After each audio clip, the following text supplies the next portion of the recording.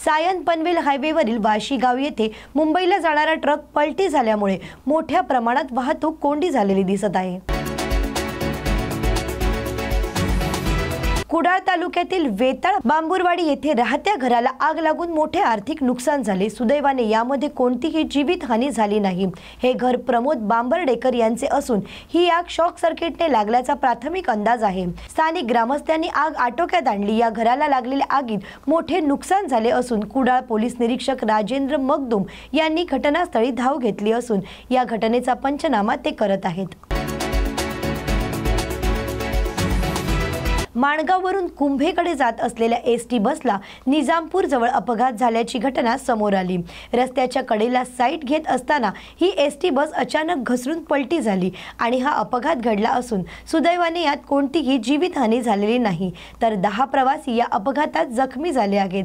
तर या जखमींना माणगाव सरकारी उपजिल्हा रुग्णालयात उपचाराकरिता दाखल करण्यात आले आहे। परमिट रूम आणि बियर बार व्यावसायिकांवर शासनाने लादलेल्या अन्यायकारक वॅट करवाढी विरोधात आज बुलढाणा जिल्ह्यातील परमिट रूम धारकांनी आपले हॉटेल्स आणि बार बंद ठेवत तीव्र निषेध व्यक्त केला। परमिट रूम बार असोसिएशनच्या वतीने खामगाव शहर पोलीस स्टेशन पासून उपविभागीय अधिकारी कार्यालयापर्यंत धडक मोर्चा काढण्यात आला। यामध्ये मोठ्या संख्येने व्यावसायिक सहभागी झाले होते। परमिट रूम मधील मद्य विक्रीवर 10% वाढवलेला वॅट रद्द करण्यात यावा अशी मागणी, तसेच शासनाने फर्स्ट पॉइंट टॅक्स लागू करावा आणि परमिट रूम नूतनीकरणाची वाढवलेली फी कमी करावी असा ठाम आग्रह आंदोलककारांनी केला। या वाढीमुळे परवानाधारकांना मोठा आर्थिक फटका बसत असून ग्राहकांवर अतिरिक्त दराचा भाव येत असल्याचा आरोप करण्यात येत आहे। सर्वप्रथम मी तुम्हाला सांगतो की आजचा जो बंद आहे पूर्ण महाराष्ट्र बंद आहे। महाराष्ट्रातील सर्व परमिट रूम धारक, वाईन बार धारक आज शासनाने जे विविध प्रकारचे या 2-2.5 महिन्यामध्ये आम्हाला टॅक्स वाढवलेले आहेत त्याच्या निषेधार्थ आज पूर्ण महाराष्ट्र बंद असून त्या महाराष्ट्रामध्ये आमचा बुलढाणा सुद्धा जिल्हा पूर्ण परमिट रूम बंद आहे। मागण्या काय तुमच्या? मागण्या आमच्या अशा आहेत की आम्हाला जो 10% कर वाढवलेला आहे तो आमच्या निव्वळ नफ्यामधून चाललेला आहे। दुसरी गोष्ट जी आमची नूतनीकरणची फी असती ही दरवर्षी 5 ते 3% वाढत असते, यावर्षी ती 15% वाढवलेली आहे। आणि सध्याच पाहत असाल तुम्ही इलेक्ट्रॉनिक मीडियामध्ये की शासनाने 60% दारूचे भाव वाढवलेले आहेत। आपल्याला या गोष्टी माहीत असेल की पूर्ण महाराष्ट्रामध्ये 22 ते 24 हजार परमिट रूम धारक आहेत, त्याच्यामध्ये कामगार 18 ते 20 हजार कामगार आहेत। याच्यावर किती मोठ्या गोष्टी अवलंबून आहेत आणि आज शासनाचं आज एक परमिट रूम धारक 2.5 ते 3 हजार रुपये रोजचा वॅट टॅक्स भरतो, तर याचं कॅल्क्युलेशन करा तुम्ही। 22,000 गुणिले 2500 किती रुपये नुकसान आज शासनाचं आहे। आज संपूर्ण जिल्हा कडकडीत बंद असून आम्ही शासनाचा निषेध करत आहोत। संभाजी ब्रिगेडचे प्रदेशाध्यक्ष प्रवीणदादा गायकवाड यांच्यावर काल हल्ला करण्यात आला। या हल्ल्याच्या निषेधार्थ सखल मराठा संघटना आणि मराठा समाजाच्या वतीने सरकार विरुद्ध घोषणाबाजी करत निषेध व्यक्त करण्यात आला असून गृहमंत्र्यांनी आरोपीला तात्काळ अटक करून कठोरात कठोर कारवाई करावी, अन्यथा यापुढे जे काही घडेल त्याला सर्वस्वी जबाबदार सरकार असेल असा इशारा विविध संघटनेच्या वतीने सरकारला देण्यात आला। आज काल जे संभाजी ब्रिगेडचे माजी प्रदेशाध्यक्ष प्रवीणदादा गायकवाड हे जे मराठा तरुणाचे मस्तक ज्यांनी सुधरविले असे व्यक्तिमत्व, महाराष्ट्र मराठ्याचे भूषण, अशा व्यक्तिमत्वाला जे काळं फासण्याचं किंवा साई टाकण्याचं काम ज्या काटेनं केलं, या काटेचा प्रथमतः मी निषेध करतो।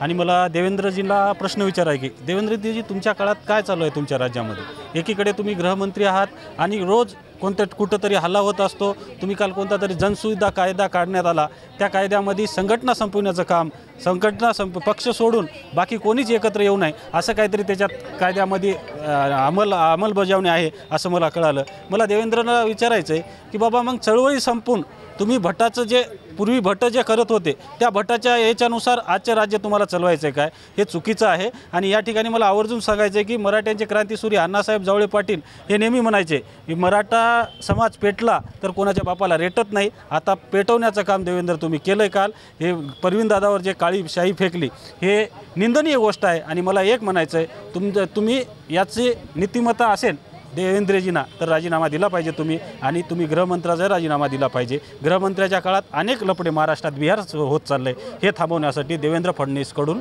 गृहमंत्र्याचा राजीनामा राज्याच्या मंत्र्यांनी सगळ्यांनी घेतला पाहिजे.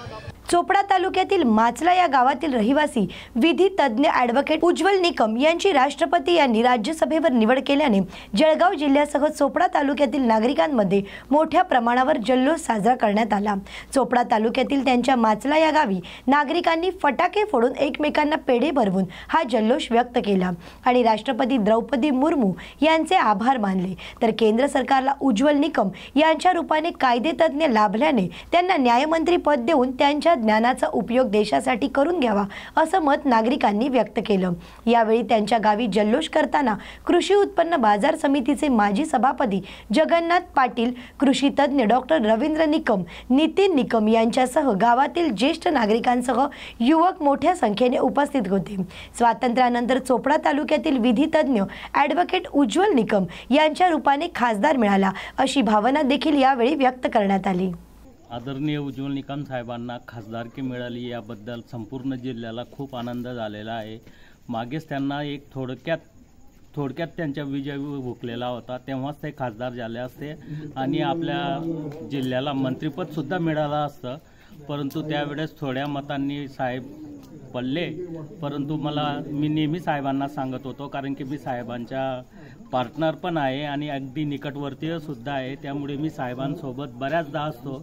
नेहमी PMO कार्यालयामधून देशावर कुठल्याही प्रकारचे संकट आलं, कोरोना असो, युद्धबंदी असो, सर्जिकल स्ट्राईक असो, नेहमी साहेबांना त्यांच्याकडून सल्ले घेतले जात असतात.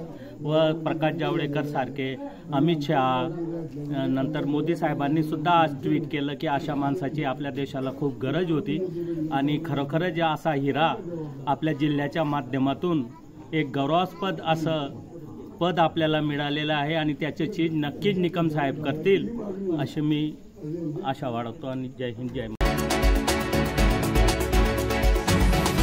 येवला शहरासह ग्रामीण भागात गेल्या काही दिवसांपासून अनियमित वीज पुरवठा होत असून या संदर्भात ग्राहकांना अनेक अडचणी येत आहेत, तरी महावितरण याकडे दुर्लक्ष करत आहे. शहरात विविध भागात पाणी पुरवठा सुरू झाला असून वीज पुरवठा खंडित होतो.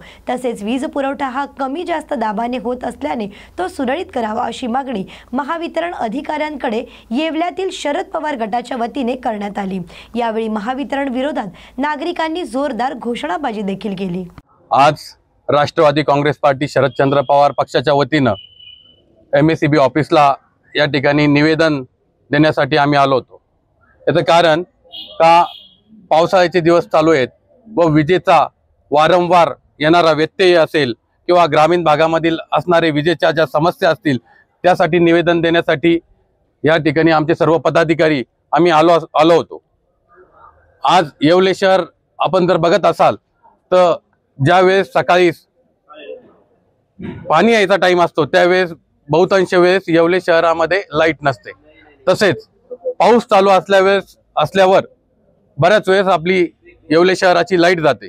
त्याबाबत या ठिकाणी पाटील साहेबांची आम्ही भेट घेतली असता या ठिकाणी त्यांनी आम्हाला आश्वासन दिलं की येत्या महिनाभरामध्ये 20 डिप्या या ठिकाणी आम्ही मंजूर केलेल्या आहेत. त्या मंजूर झालेल्या डिप्यांमार्फत आपल्याला सुरळीत या ठिकाणी वीज पुरवठा होणार आहे. ज्या लोकांच्या समस्या मांडण्यासाठी इथला जो लँडलाईन नंबर किंवा जो काही संपर्क क्रमांक या ठिकाणी दिलेला आहे तो बऱ्याच वेळेस बहुतांश वेळेस बंद असतो, तो देखील या ठिकाणी एक नवीन नंबर ते देऊन वेळोवेळी केव्हा लाईट जाणार आहे किंवा नाही याची माहिती ते आपल्याला देणार आहेत. त्याचप्रमाणे एक